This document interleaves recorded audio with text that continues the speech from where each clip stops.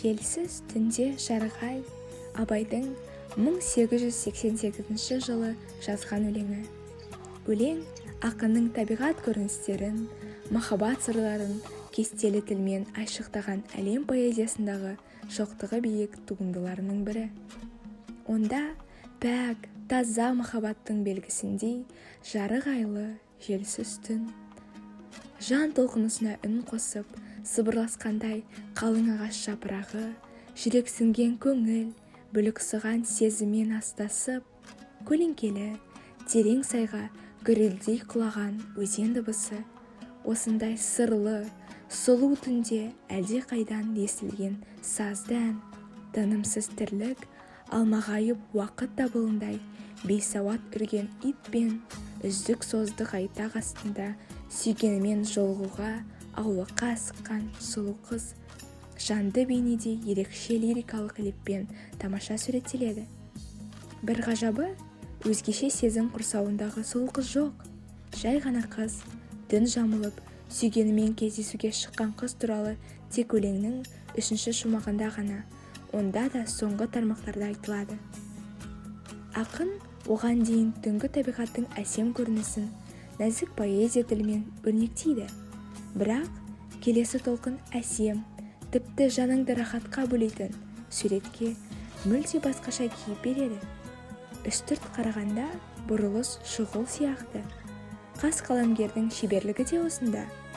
Әуелі көңілдің жаңа ырғағына көшер, әрі тек қана қазақ тіршілігіне сайысар көріністер келтіреді.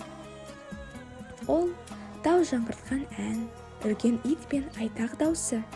Бір ғажабы, ақын атап көрсетпесе де, ән сырлы, мұңды, әуезді, иттің үрісі мен оған қосыла шыққан айтақта зіл, қатер белгісі жоқ. Тау жаңғырып, ән қосып, үрген ит пен айтаққа. Бұл өлеңнің алғашқы шумақтары арқылы көңілде берік орныққан сыршылдықтың нәтижесі. Көңіл күйі ғана алмасқан жоқ. Қас зергер шығарманың заттық құрылымында жаңа сапаға қарай ойысады. Әлгінде ғана назарда жансыз табиғат тұрса, енді жанды тіршілік үлпілі естіледі. Желсіз түнде жарығай, сәулесі суда дірілдеп, ауылдың жаны терең сай, тасыған өзен көрілдеп. Ауылдың жаны терең сай, тасыған өзен көрілдеп.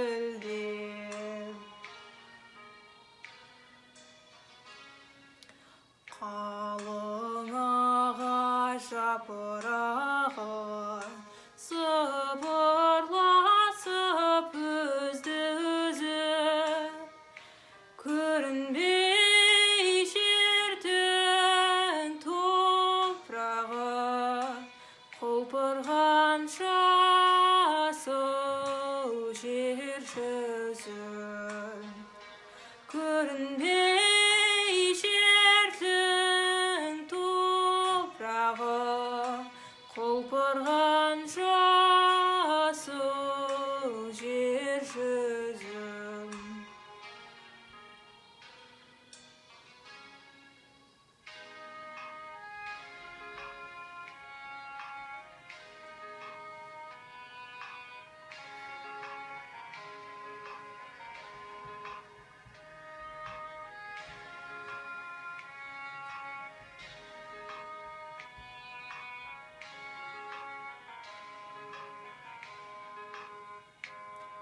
Жаңғырғып ән қосып